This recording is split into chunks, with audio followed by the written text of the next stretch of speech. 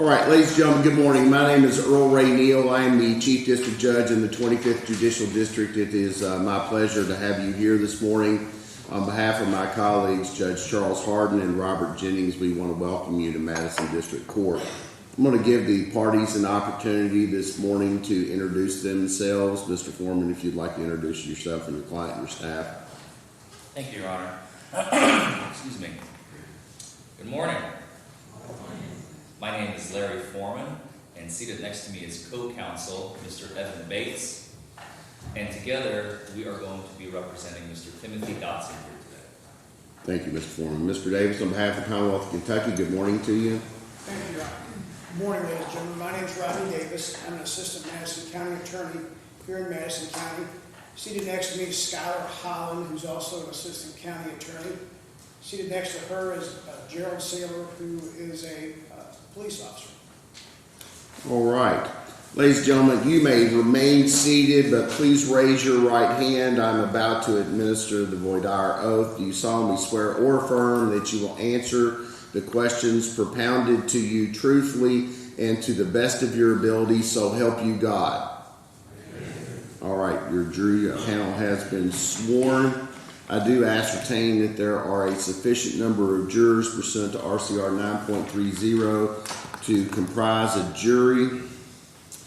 Counsel, are there any challenges to the panel as it currently sits? None from the defense, Your Honor. All right, Mr. Davis. No, Your Honor. All right, ladies and gentlemen, regardless of whether your name is about to be called, I would appreciate it if you would take the opportunity to listen closely to the questions and the statements by counsel this morning. What's going to happen is we're going to initially call 12 names.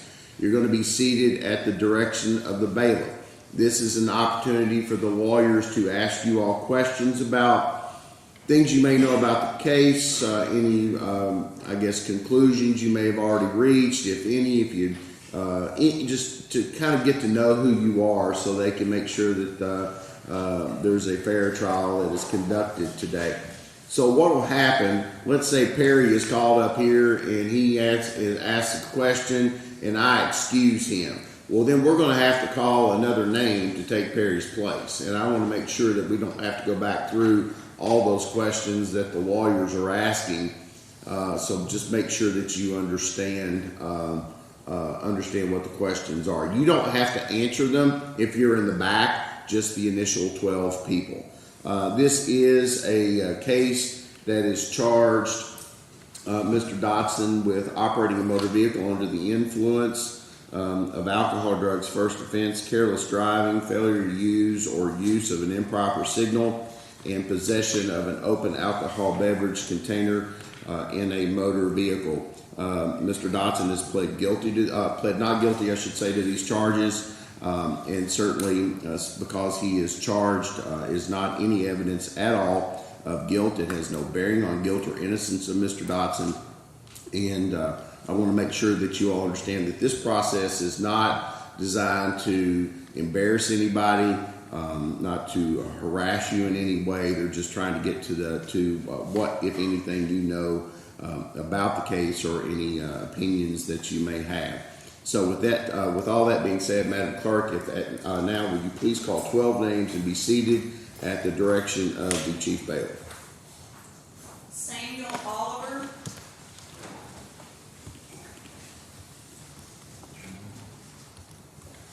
Jeffrey Dean,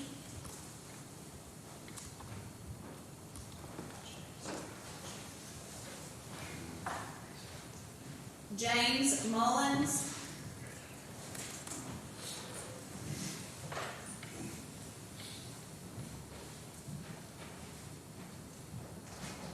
Kristen Guerrero,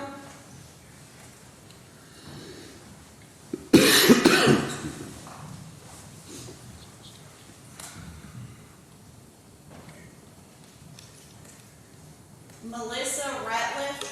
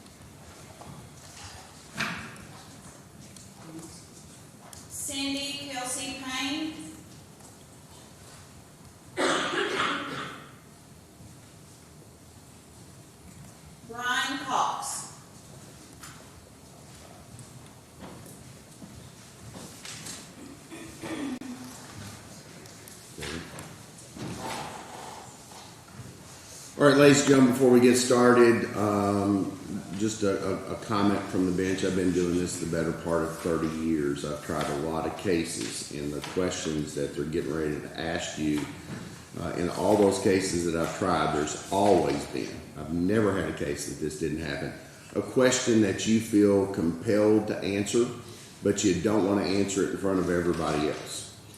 If that is the case, the only thing that you have to do is just sort of raise your hand. You come up. We have some noise that will turn on.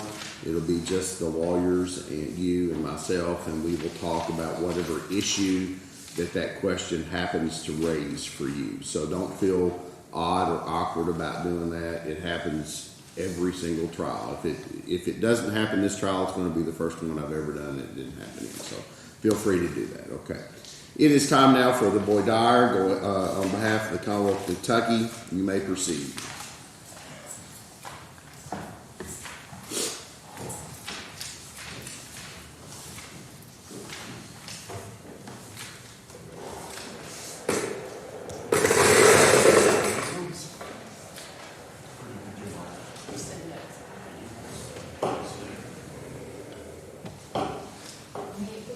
Yes, ma'am. Hello, ladies and gentlemen of the jury. My name is Skylar, and I, as stated previously, I work at the county attorney's office here in town. I have now almost 5 years, so it's been a minute. I'm going to start with some really easy questions, and this is going to go a lot better for all of us if you will please talk to me and not make me perform a monologue up here, because that's not what I'm trying to do. This is about us trying to get you guys, instead of about just hearing me ramble on and on. So, first, easy questions are, does anybody know, and I know last time with this jury panel, we had some people answering questions that weren't the 12 call. When we ask questions up here, we're looking for the 12, and then if you get called, if you're in the back, and then you can answer the questions. If you heard anything, it would be yes, or anything, it would be no. Does anybody know me? Okay, that's good. I haven't prosecuted any. That is a good sign. Does anybody know Mr. Davis is more popular than I am? Anybody know him? And he has a firm here in town called Davis and Heyman. Does anybody in the 12 had any dealings with them? No. Okay. What about Officer Salyer? Anybody know him? No. Okay. What about Mr. Forman? Mr. Dodson? No. Mr. Bates? Nobody else is familiar? That's good. Does anybody have any personal knowledge, and this is from a long time ago, of a DUI arrest on Eastway Drive on September 29th, 2019? Ring any bells for anybody? Nobody's like seen anything in the news or on the internet about it? Okay. That's good. Be difficult if all we had. So next I just want to talk about kind of what everybody's roles are. What do you guys think my job is? Mr. Davis's and my job. We're both the prosecutors. Present the case. Yeah. Very, very good. Our job is just to give you guys the facts, and then you guys, the jurors, make the decision.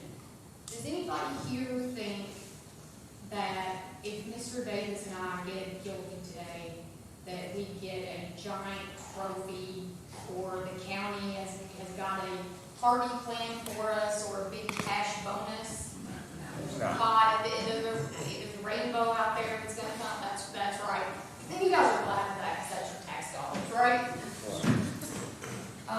What about Mr. Forman? What do you think his role is as the defense attorney? To keep that game out of jail. To also present evidence. Present evidence. Make sure his client gets a fair trial. That's a good answer. Do you think that as a defense attorney, or you think maybe he might try to distract you from some of the facts that we put on? district? I say, don't listen to them, they're the bad guys. Look over here. Think that's possible? If the parties would. Your Honor, Yes, sir, you may approach the bench.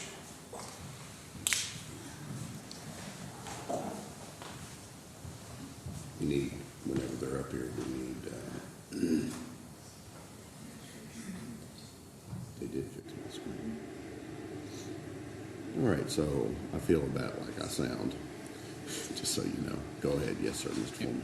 Thank you, Your Honor. Your Honor, at this juncture, I would just like to object as to where opposing counsel is headed with this, because I want to make sure she's not attempting to besmirch opposing counsel in their role in this courtroom today. Well, Ms. Holland, do you want to be heard? Judge, I can respond.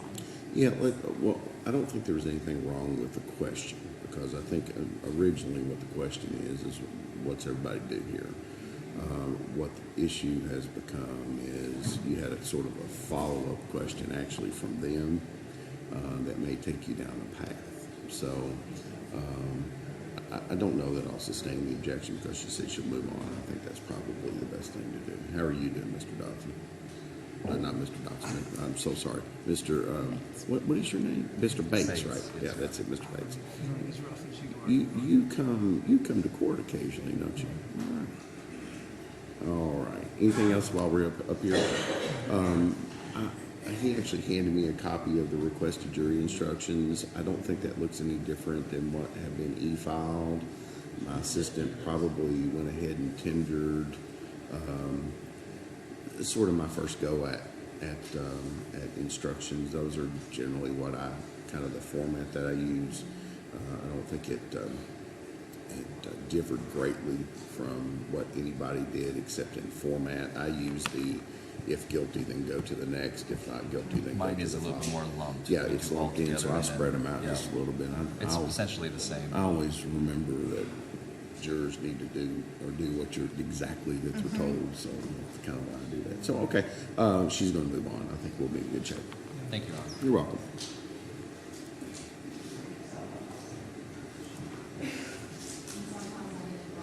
All right, hold on just a minute. We'll turn that. I don't know how to do that, so you all have to. There you go.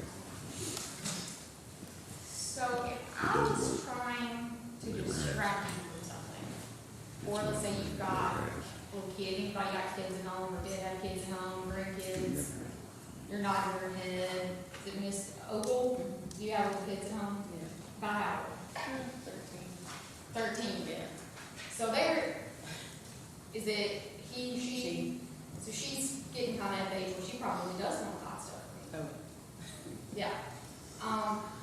What's the way to do that? To keep yourself from getting in trouble for something?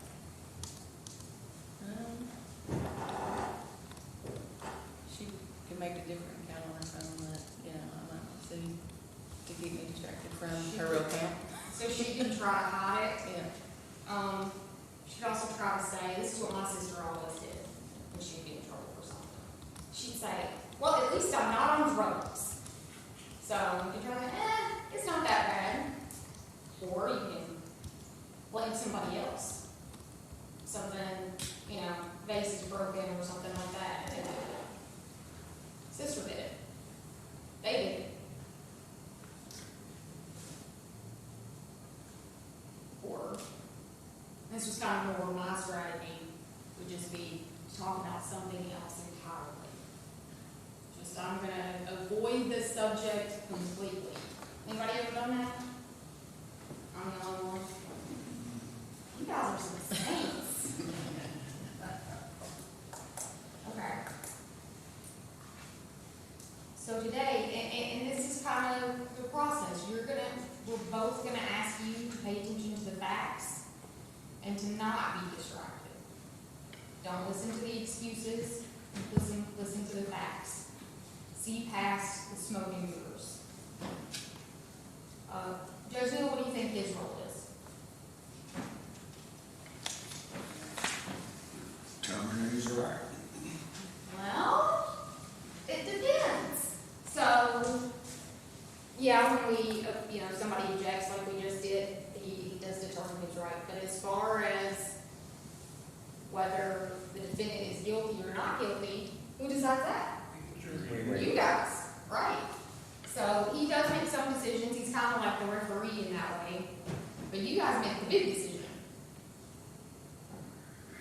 Does anybody know, have any law and order fans? This is an easy question. Law and order is why I went to law school, so it's not, if anybody's thinking about it, it's not like law and order. But, easy question if you watch it. This is a criminal case. We have the burden of proof. Anybody know what that is? Beyond a reasonable doubt. There you go. Mr. Fox, Yes, ma'am. you get like 5 minutes. Anybody, what do you guys think that is? Beyond a reasonable doubt. Does it mean beyond any doubt? You have evidence to back it up, what your case is, or you should. Let's see. For you, Mr. Cox, what were you going to say? About the same with the facts presented, you, with reasonable amount of understanding of the facts presented, you take a decision from there. And reasonable is a little like, you're not entirely like 100%, because nothing's 100%. It's as close as you can get to that position of like being 100%. So say 95%, 99%. That's exactly true work. I think that's a great answer. What if you, let's say, it's really cold outside, it's nighttime, you go to bed with the news on, and the Weather Channel tells you, hey, there's a good chance it's going to snow tonight. Then you wake up the next morning, and you open your door, and you see snow on the ground. Do you think you would believe beyond a reasonable doubt that it snowed last night? Or would you say, I don't know, somebody could have faked this? Could have had some Hollywood directors and actors come out here and put some fake snow on the ground? Would you question it? Or would you feel pretty dang comfortable that it snowed? Education, yes.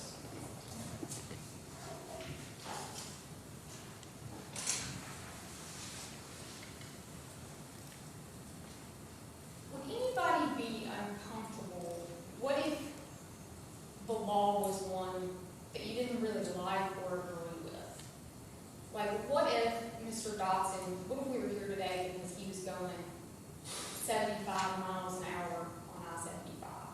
And you're like, well, I go 75 on 75 every single day. I don't really want to find him guilty of that.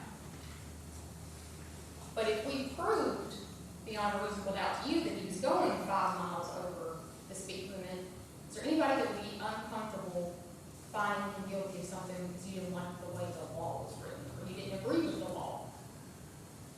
That's a hard question. There would be circumstances to decide that. You just think it depends? Yeah, most definitely. That's fair.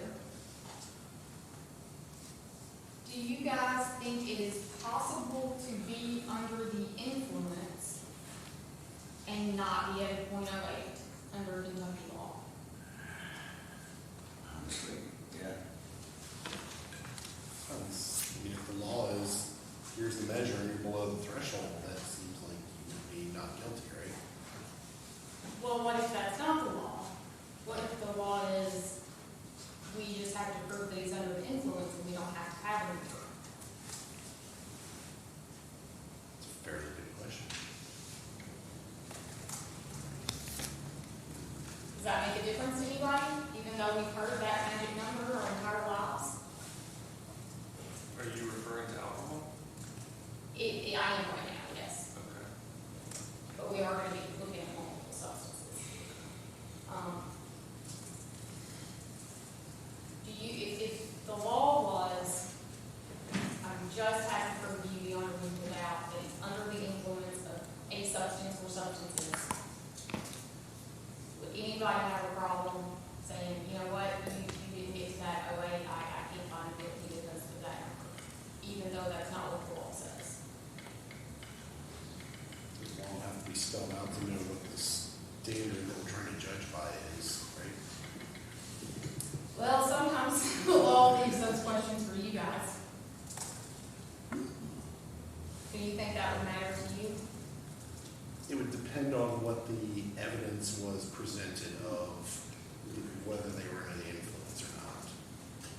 Yeah, I think it's difficult to answer that question without knowing what substances or, what exactly we're talking about. That's fair. Anybody, what alcohol in general does to the body, how it can affect our reasoning or reaction time? Is it, Mr. Cox? It impairs it, essentially, everyone's slightly allergic to alcohol to some degree. That's why you get impaired, your body's once it changes the chemistry slightly, there's a lot of things that happen. So, no matter how much it is, there's something that does happen, like chemically wise. But it's like digesting wise, But are there symptoms that we can see and observe when somebody's been drinking? Typically, yes. Like what? Slurred speech. Staggering, bloodshot eyes, Exactly. Anything else? ability to think fast or react fast, but also depends on the level of the person, if they have substance abuse or something that they may want. So you may not be able to think. and their body able to handle certain amounts of alcohol is different. What about marijuana? How does it affect?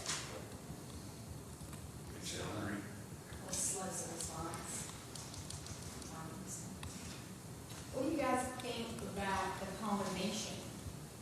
Do you guys think that would have more of an effect? If you were doing both substances as opposed to just one? Yes.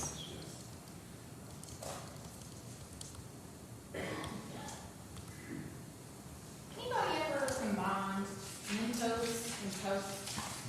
Or like Pop Rocks and Coke? No? Have you ever heard of what happens without actually doing it? I've actually done it. Can somebody tell me what happens if you combine, Mr. Cross? So a chemical reaction, essentially counted on advertising soda, reacts with essentially gases expelled from it, therefore it kind of carbonates it even more so in the sense of an explosion is what happens, or that's what it seems like. It's not an explosion, it's just a lot of pressure at one time. You just explained that way better than I ever could. Because I would just go, how it explodes. There's a reason for it, and Mr. Cox has to explain that to you because I can't. So could it be a little bit like that? Yeah. Mentos by itself, you don't have an explosion. You might have a little bit of tingling. You might have some fresh breath. You have Coke by itself, you might have some fizz. And if you're like me, you really like Diet Coke, so it might have a good taste. You don't have an explosion with it by itself, but when you put them together, so could it be a little bit like that? Putting the alcohol and marijuana together? It depends on how much, I guess.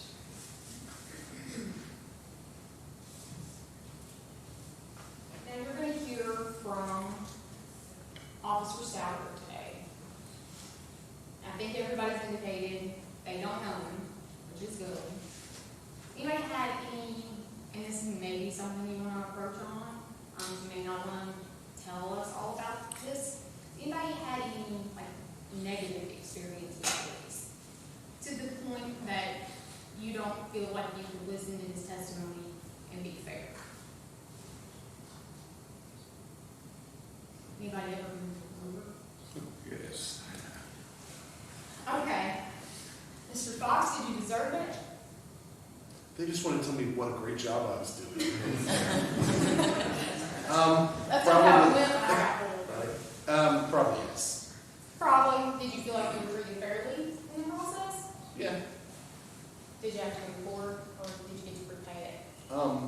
Both yes. I really enjoy talking to the police on the roadside. So. Sure, I'm sure that was fun for you. Then, is it Miss Ratliff? Yes, ma'am. You raised your hand, you Yes, just pulled over? Yes, I was, in my younger days, familiar with driving school.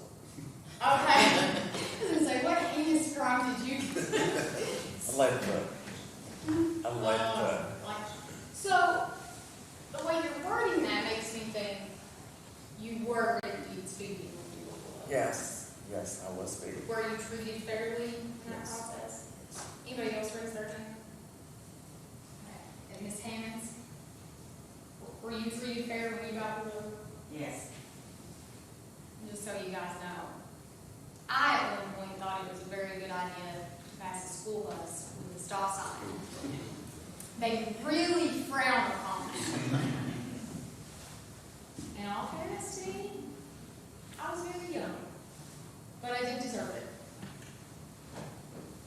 Has anybody had any experiences in particular with DUI? And this also may be something that you want to approach on, because you may not want this great big courtroom full of people to know that you've been charged with one or a loved one has. Do you want to approach, or are you? Yeah. Okay. Come on up.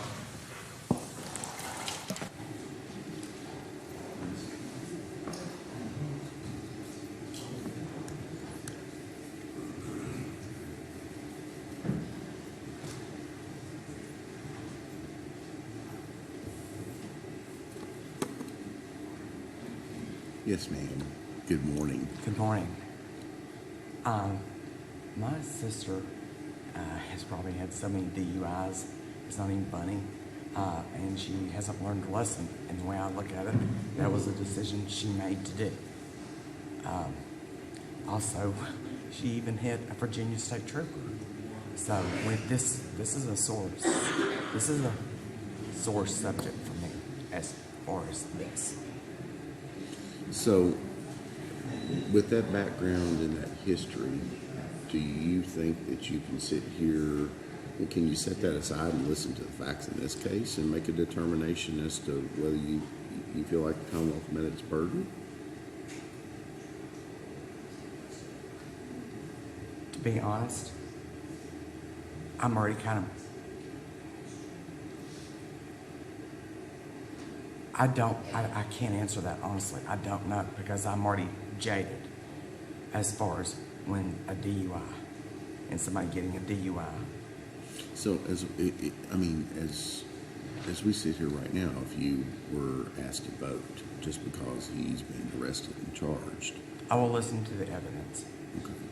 I will do my best to listen to evidence. I guess that's my point. I mean, just do you have a presumption of guilt because he's been arrested and charged, or is it just that the charge itself is inflammatory? I guess what I'm saying is I'm probably going to be, I would be more harsher, or I don't know. No, it's okay. I mean, you ask, and okay. And this, this is a decision. I mean, I will do my best. Okay. Yes, ma'am. Do you think you would be guilty even if we don't prove to you that he's guilty? Or do you think you would still listen to what the evidence that we put on? No, I would listen to the evidence. I would listen to the evidence. Excuse me. Okay. Mr. Forman? I want to talk a little bit about just you sitting in this room, having to listen to the evidence in the first place. It seems to me, based on your responses and your demeanor, that it's obviously making you a bit emotional. In other words, can I actually listen and listen? Well, not only that, I don't want to, just personally as a human being, I'm not even speaking as a lawyer right now, I don't want to torment you for having to sit, you have a sister who has gone through this process multiple times, you obviously have scars from that. Would it be more comfortable for you not to sit, like maybe, I don't know if it was like a theft case or an assault case or something like that, it would be a different story, but because this is a DUI case, do you feel like it's going to just psychologically impact you more to have to sit through, I don't know, we may be here 7, 8, 9 hours worth of testimony and opening and closing. It's going to be a full day. Are you going to be able to do that? No, like I feel you're already getting a little riled up, and I'm not trying to put words in your mouth. This is what I'm seeing, and I just want to make sure that if you're not the proper juror for this trial, that's completely fine. There's nothing wrong with that. This just may not be the trial for you. Would you agree with that statement?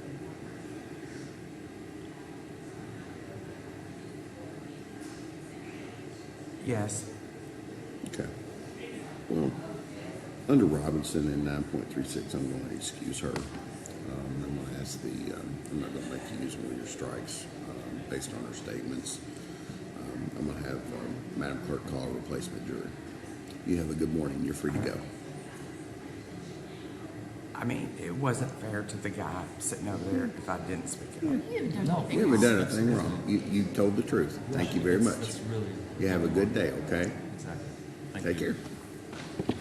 All right. Miss Ratliff, is that your name, ma'am? Yes.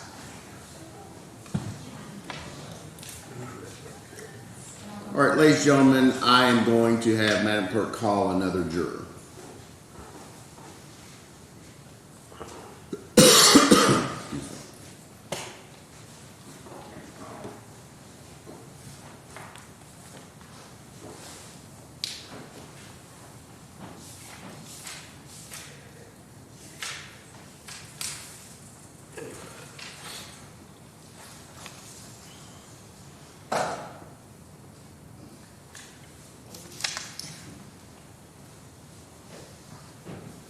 Seth Ripley,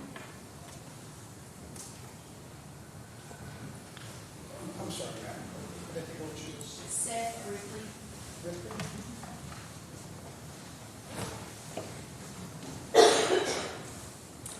Okay, I think there may have been another hand raised on my last question. Ms. Haynes, do you want to? I think you asked it. You mean you got loved one that had to be off? Yes. Yes, my husband is, so, Do you think that that would affect how you view the evidence today, or do you think it would be fair? Was he treated fairly in that process? very much so. Anybody else? I mean, I've had DUIs, I've had 4, but a long time ago. Do you think that that would affect how you view the evidence? I would today? hope it wouldn't, but I hope it wouldn't. Hope it wouldn't. Right, I mean, I still drink today, but I don't drink and drive, but, it took a long time to be taught, I was taught. Do you think you were treated fairly with your, you say 4? Oh, I was definitely treated very, yeah. You felt like you. I shouldn't have been driving, yeah, Okay. no doubt about that. That seems fair to me. Anybody else?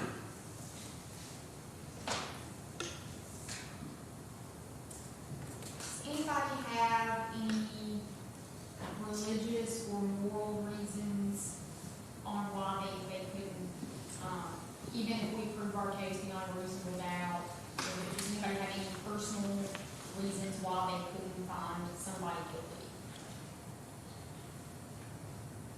I think I've only ever had one person say yes to that. But I do think it's important to ask. So if we prove our case beyond a reasonable doubt, everybody here would be comfortable finding the defendant guilty.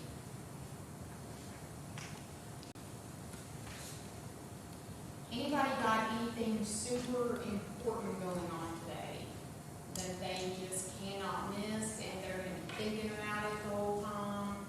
Like you're leaving for vacation at 2 o'clock, you got surgery, got a big date. I'm hoping we're out of here before it's like date time, but I can't guarantee it. Anybody got anything like that?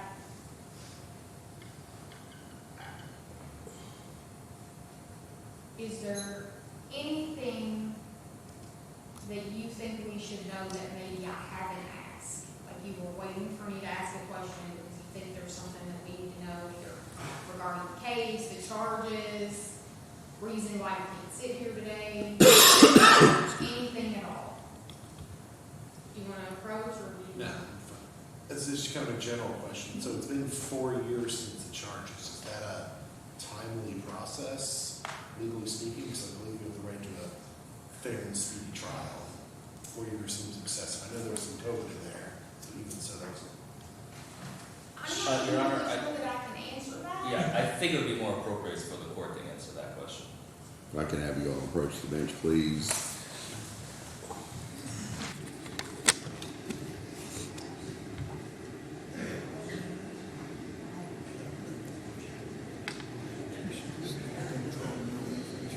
Yeah, that's just the.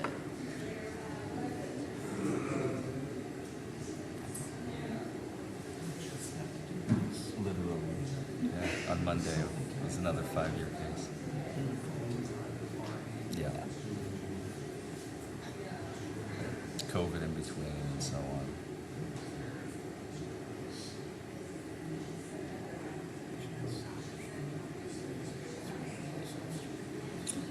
All right, how's this sound? For various reasons that the court cannot discuss, there is no constitutional violation as it relates to a speedy trial. And this case is currently ripe for trial. I would also add, Your Honor, if it's okay, due to no fault of either party or the court. Sure.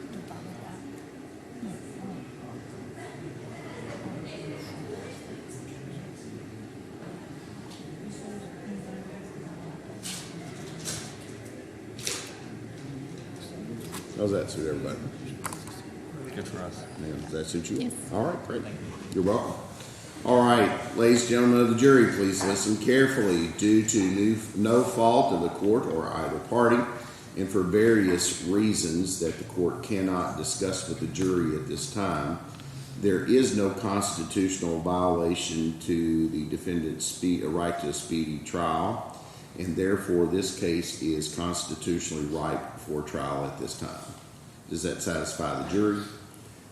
Any objection to the admonition of the court by the Commonwealth? No, Your Honor. Mr. Forman, any objection to the admonition of the court?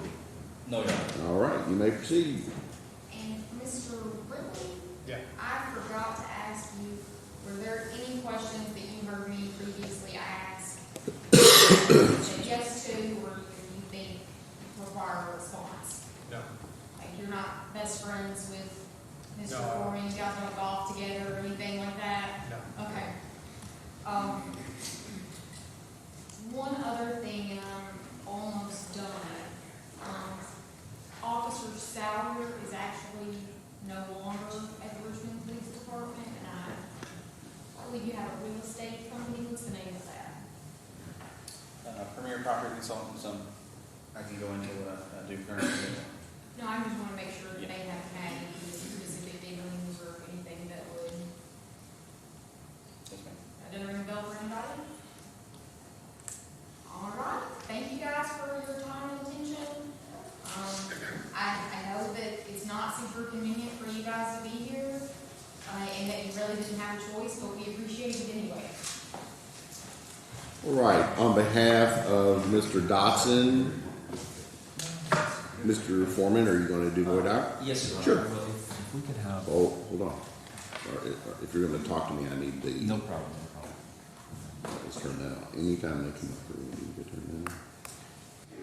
Yes, sir. My apologies. No, you're fine. Different places do it different ways, and I get it, Boyd. I've been kind of, along with the court, I've been suffering a little bit. I wonder if we could take like a 5-minute recess so council can use the restroom. Oh, I don't care. Yeah. And then I'll do my work. Sure, no problem. Thank you. All right. Sure. All right, ladies and gentlemen, we are going to take a 5-minute recess at request of council. You're free to certainly move about the courtroom if you like. I would like for you to stay in here. During the break, it's my duty to inform you that you're not to permit anyone to express or communicate with you on any issue that is connected to this trial. Should they do so, you are hereby commanded to report that to the bailiff upon return to the courtroom. Additionally, you're not to talk amongst yourselves, nor form nor express any opinion on any issue that is connected to this trial until I submit it to you for your deliberation. We will be in recess until 9:55.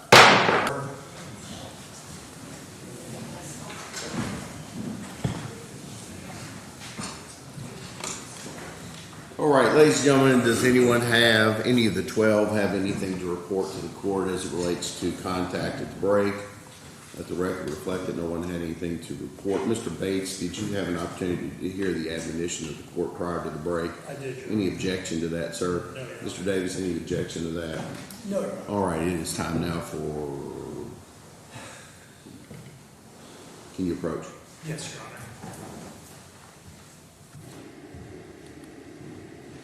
Is he okay? I got a text about 8:20 that just said my stomach's not agreeing with me. I'll be there shortly. Okay, I'm happy to do whatever. I mean, if he's sick, I'm happy to kind of sit here, or you can do voy dire or whatever. I don't know that it would be right to change counsel No, halfway through. That's okay. I'll do whatever we need to do. So let's just I kind of think hang up if here we'll and just try give to. them a couple minutes. How about we do this? How about we stand up here like the catcher does when the umpire gets hit in an unfortunate situation by a baseball, and just kind of. Just act like we're doing Here he something. comes. We're in good shape. So, all right. Thank you. You're welcome. No problem. All right, we'll go back on the record. Mr. Forman, your co-counsel, I did walk out of the courtroom. Accordingly, I gave an admonition regarding contact at break. Mr. Bates heard that admonition and had no objection to it. And if you want to approach the bench, you certainly may. With Yeah, respect. come on up.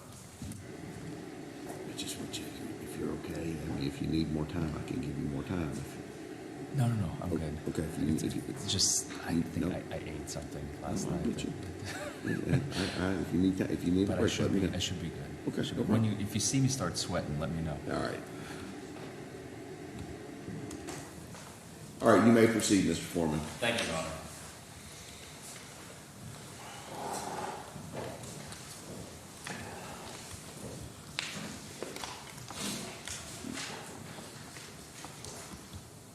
Once again, good morning. My name is Larry Forman, and I represent Mr. Timothy Dotson here today. The prosecution has already alluded to this a little bit, but I want to take a little bit more of a deeper dive into one of the questions that they started with. I'm going to start with a question to you all. And I'm warning you, many souls before you have failed with this question, and it's okay. It is a trick question when you really get down to the nuts and bolts of it. But what is my job here today? Make sure your client gets fair trial. For reasonable doubt. Make sure my client gets a fair trial. And I'm For sorry, reasonable doubt that the evidence they have against him is not right. the evidence that they have against him is not right, and the prosecution is lacking in, they don't have not met their burden of beyond a reasonable doubt, proof beyond a reasonable doubt. Anybody else?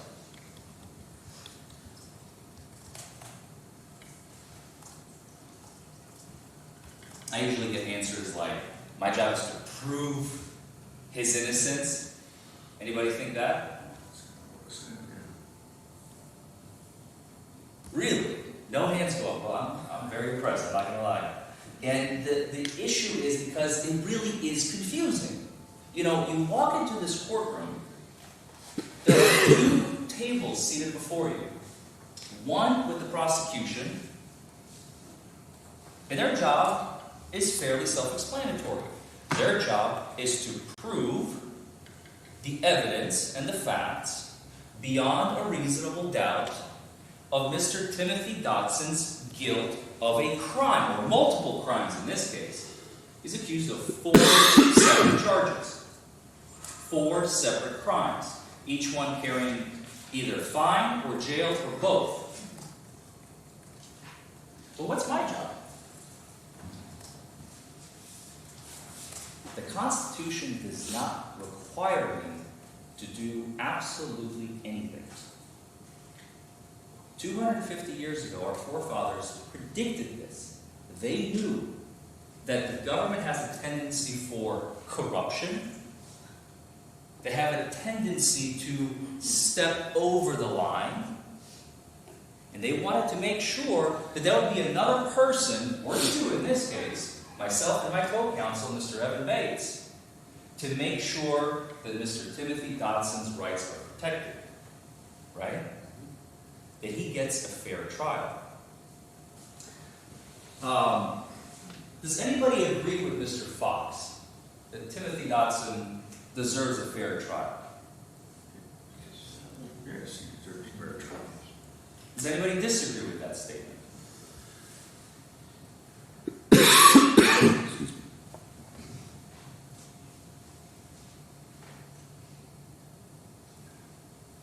So if you were, let's say, to vote right now, nothing's been presented to you, no facts, no evidence, what must your verdict be? Shout it out. Not guilty. Not guilty. Why? No, the burden has not been proved yet. The burden has not been proved yet. The burden has not been met. Right? Mr. Francis. Yes, sir. Why do you say that? Well, you've got to have proof that somebody's done something wrong. Correct? If they haven't, then that's where you come up with your not guilty, and you list all the facts and so on and so forth. So, Mr. Francis, if by the end of this trial, the Commonwealth brings in witness after witness after witness, and they testify, and video is going to be played, and at the end of the case, if you're not satisfied from the evidence and the evidence alone that Mr. Timothy Dodson is guilty of the offenses charged, what would your verdict be? Not guilty. Does anybody disagree with Mr. Francis? Does everybody agree with Mr. Francis? How many of you all have previously served on a jury? Out of the 12 of you in the front there. Has anybody ever served on a jury before? I'm sorry? Not served on, got called up, but not served on. Okay. Yeah. Has anyone actually served? Is this your first time potentially being on a jury in your entire lives? I was voir dire, but I didn't make it through. I got struck, so. Okay. In a civil or criminal case, do you remember? It was a real estate trial 20 years ago. Mm-hmm. So like a civil case? Probably, yes. Did you get a chance, and I'm sorry, I'm going to pick on you. Sure. Fox, right? Yes. Mr. Fox, if you recall, because I know you didn't get a chance to serve, so you probably didn't obviously do your opening statements, closing arguments, and all that. But during voir dire, do you remember either side, either attorney, talking about the burden of proof in that case? Do you remember? It's been so long now. Some real estate breach of contract, so. But I don't. That's all I remember about it, really. Okay, not a problem. I'm just picking on you because you said that you served previously, and I don't have anybody else to pick on. Fair enough. Does anybody know, maybe not having served on a jury, maybe from television or your own research, what is the burden of proof in civil cases? Civil cases being like, let's say, an insurance claim for a car accident or real estate, a contract issue, theft of money, theft of services, not criminally. You can be sued both criminally and civilly in those situations. So on the civil side, does anybody know what the burden of proof is in civil cases? Do the words preponderance of the evidence mean anything to anybody? That's the standard. That is the standard in civil cases. We, in the lawyer world, like to call it an oomph above 50%. A scintilla, a grain, whatever you want to call it, above 50%, leaning to one side or the other. Why? Why is the standard so low? Does anybody want to tell me?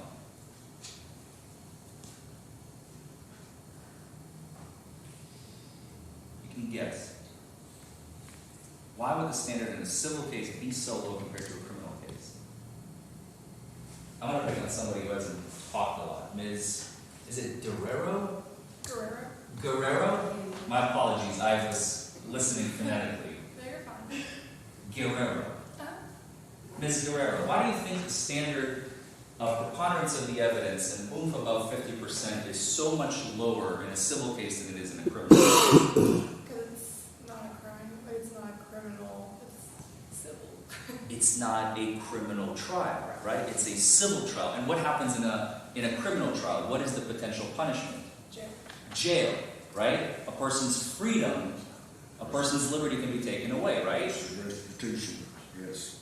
Restitution as well, if they cause damage to somebody. What else?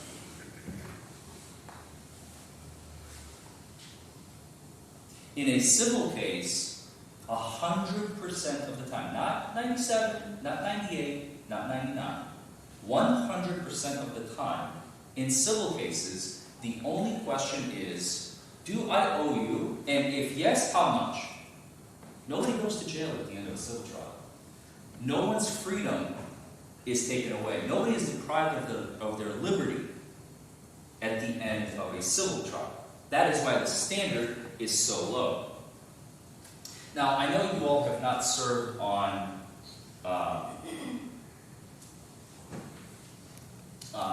other cases or criminal cases before, but there's another intermediary standard in our justice system. Anybody ever heard of clear and convincing evidence?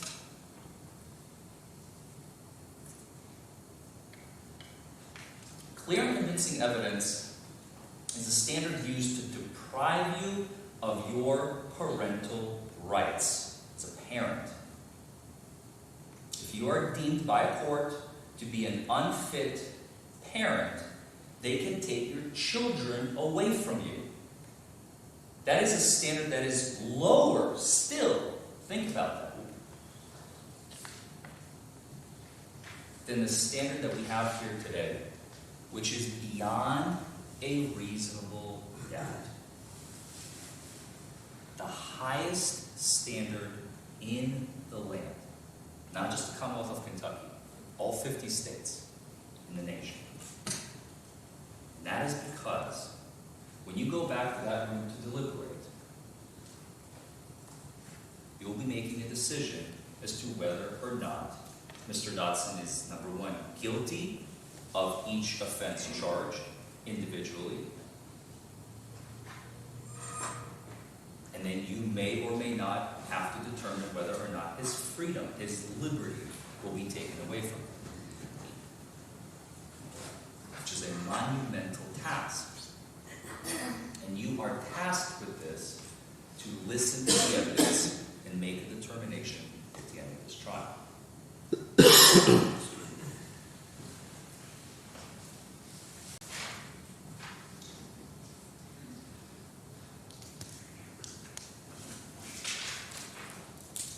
Now, I want to talk about something that the prosecution mentioned in their voir dire, in their jury selection. They said something along the lines of, what is the defense's job is to throw smoke and mirrors, throw distractions, I think, the terminology that was used. We are very lucky in this case, as a matter of fact. What is the best evidence, do you all think, that we can give you in the real world? What is the best possible evidence of an event that may have happened? Video. Video. We have video in this case. You will get a chance to see and hear exactly what happened. Why is that important? Shout it out. Gives you context. Sorry? Gives you general context of what's going on. Gives you context of what's going on. So you're effectively a first-person witness. You're a first-person witness. You can see with your own eyes. Anybody else? Why is video so important? Because you can't hide what's on video. You can't hide what's on video. It's unbiased. It's fact. It's fact. Anybody else?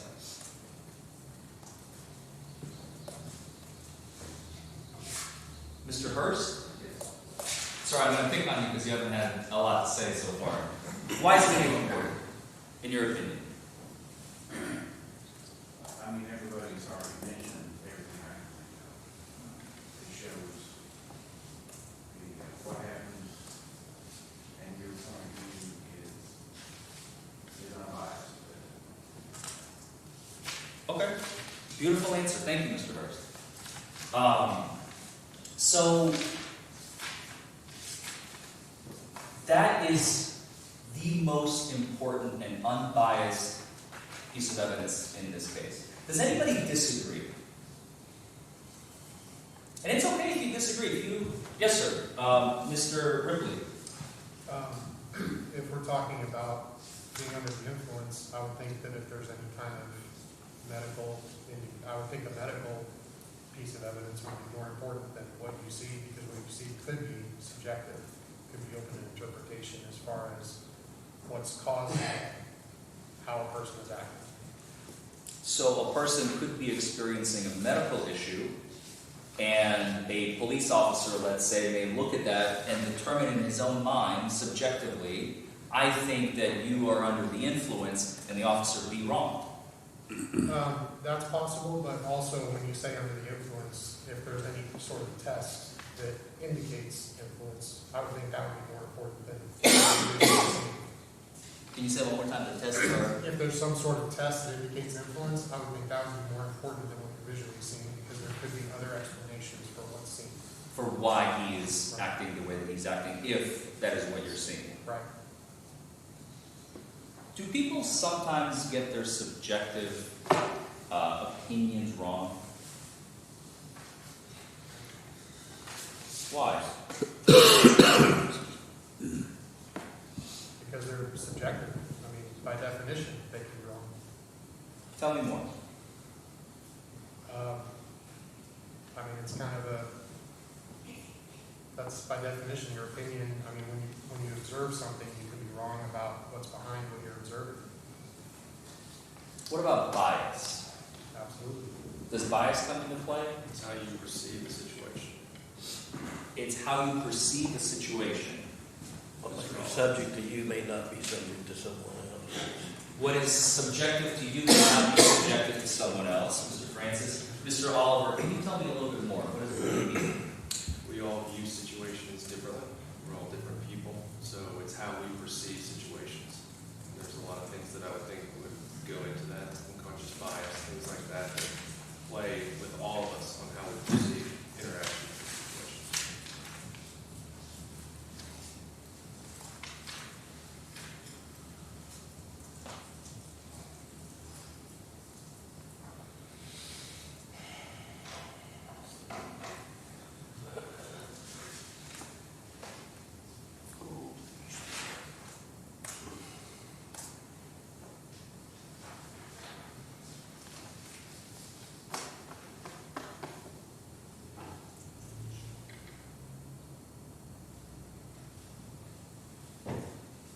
Have you ever seen someone who's under the influence in your lifetime? Yes. What are some indicators, indicia of intoxication that you saw them exhibit? Shout it out. Repeat yourself. Slurred words. Imbalance. Imbalance. Passed out. Passed out. That's on the extreme spectrum of intoxication, I suppose, but when they're still walking, let's say. Change of personality. Obnoxious. Obnoxious, change in personality. I think they kind of go hand in hand. Physical attributes change. Physical attributes change. What do you mean by that? So like depending on the substance, it can change. Like you're under the how it changes your physical attributes, like your eyes may change in some way, or your feet may get swollen, therefore you're more clumsy. You know, there's a lot of different things that it influence. Okay. Could there be other indicia that may mimic, for example, like bloodshot eyes, for example? Let's talk about bloodshot eyes for a second. How many of you, when you haven't had a good night of sleep, had bloodshot eyes? Could that sometimes be mistaken for maybe something else? Use of a substance? or lack use of a substance?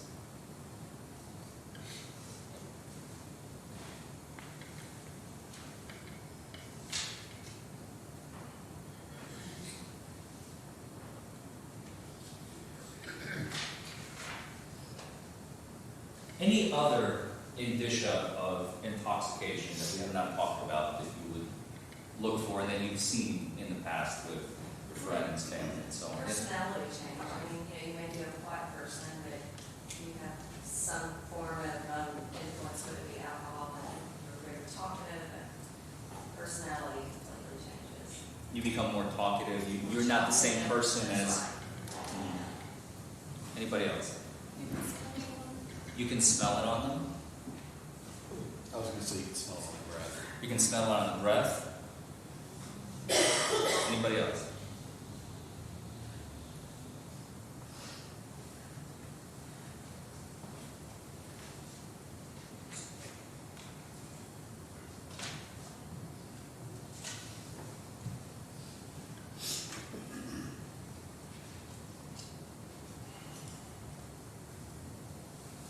We are seated today in a very, very interesting unique building. For context, I like to call it the Temple of Law. How many of you go to church?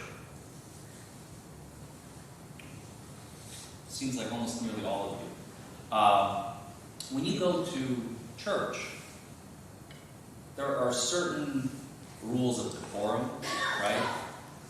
There's a certain dress code. There's a certain way of going about things.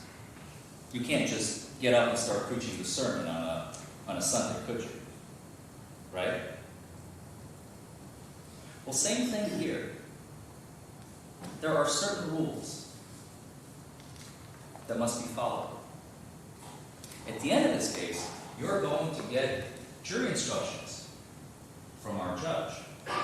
He's going to instruct you on what the law in this case is after the evidence has been submitted to you. He's the neutral arbiter in this room. Other than him, we have members of the government in this room. And they're seated at this table.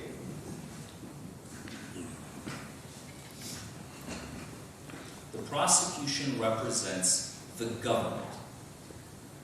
They are a separate group. They are here to convict Mr. Timothy Dotson. That is their job. They say without bias or prejudice, I disagree. The rest of us are the people. Myself, Mr. Dotson, Mr. Bates, every single one of you all, the clerks, the bailiffs. The Constitution was designed to protect us from the government. Remember I told you, 250 years ago, our forefathers, who came from England, they foresaw the possible dangers of what happens when government tries to overreach its power. They instituted protections for us, for you all, to make sure that the government does not overreach its power and convict innocent people. Because in other non-democratic countries, they don't have the same protections that we have in this great land. And sometimes I feel like I lose sight of it and I have to be reminded of how great this country is. Because we have those protections. Mr. Timothy Dotson is exercising those protections today.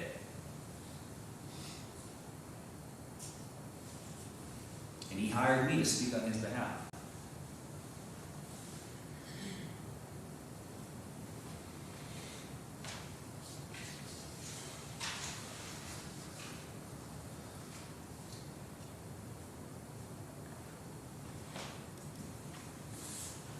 Your job today is monumental. Your responsibility is extraordinary. A man's life, a man's future, and a man's freedom is in your hands. By the time this case is over, we will ask you to return a verdict of not guilty on all 4 charges. Thank you. Thank you very much.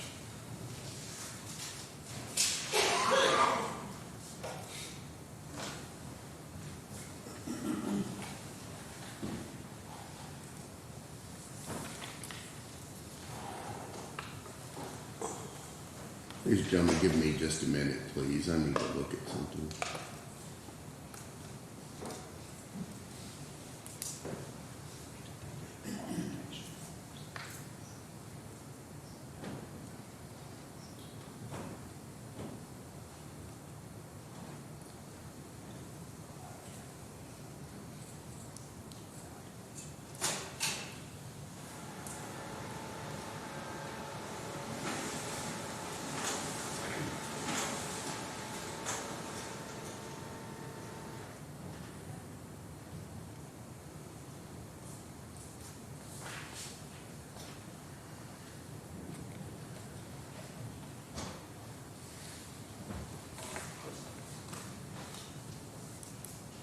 All right, ladies and gentlemen, it is time now for this court to take a brief break to give an opportunity for counsel to be able to select from the original 12. So what I'm saying to you, if you're sitting back behind the original 12, you're probably in pretty good shape at this point. So just give me a little bit more time. It'll take about probably 15 minutes roughly for the counsel to select their jury. During this break, it is your duty not to permit anyone to speak to you or to communicate with you on any subject that is connected to this trial. Should anyone attempt to do so, you are hereby directed to report that to the court upon your return to the courtroom. Additionally, you're not to talk amongst yourselves nor form or express any opinion on any issue that is connected with this trial until I, as judge of this court, give this case to you for your deliberation. Do you understand the admonition? Mr. Davis, on behalf of the Commonwealth, do you have any objection to the admonition? No, Your Honor. Mr. Forman, on behalf of Mr. Dotson, do you have any objection to the admonition? No, Your Honor. This court will be in recess for 15 minutes.